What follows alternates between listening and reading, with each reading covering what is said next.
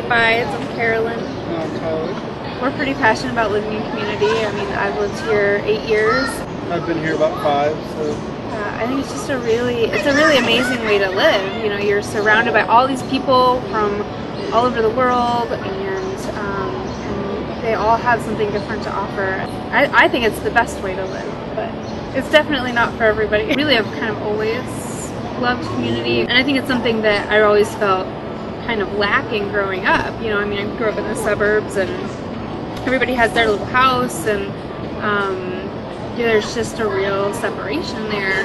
I had known someone who had lived in the community, and I had a place to go in 6 months, so I felt like it's just for 6 months. I'm definitely, you know, going somewhere at the end of that.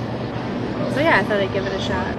Well, I was strung out on drugs. Back home, I was just so surrounded in drug culture that there was just no way I was going to get out of it unless I just left.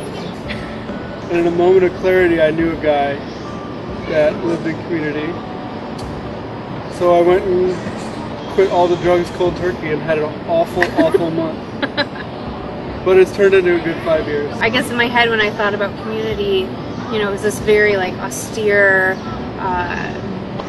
you know, no frills kind of life. And I think I was really surprised by, you know, people had TVs and cars and went out and, you know, did all kinds of stuff. I think I was surprised by how, you know, normal it was, I guess, which seems kind of odd now. I was surprised that there wasn't more hippies. I expected a place full of hippies. I didn't think it was going to be a big building. I thought it was going to be huts. In the city? I didn't know what to expect. I was expecting huts and hippies. We don't make any money. You know, if we wanted to go to Europe, we'd have to save for a really long time to do it. We don't personally own a vehicle. Or a house, or health insurance. Well, we live in about, what, 120 square feet? That's our personal space. I mean, when most people have a kid, they don't get rid of half their furniture. You know, so. You gotta make room for that bassinet, you know? I think you give up, you know, some of your ability to just kind of do whatever you want. You know, you have to think about other people and take them into account in your decisions. I would say the biggest challenge of living in community is being constantly and completely surrounded by people. Always. Yeah. It's the blessing and the curse of community. You know, you live with all these people and they're all broken just like you, and sometimes they make you completely crazy. I think everybody in community has that moment where they just feel like, I don't know if this is worth it, and you know, you just get tired of people knowing all your business. Sometimes you have to take time to get away from people. Yeah. Otherwise you just lose it. If you're really meant to live in community, if you're really somebody who's kind of made for community, you push through it, and if you're not, you go.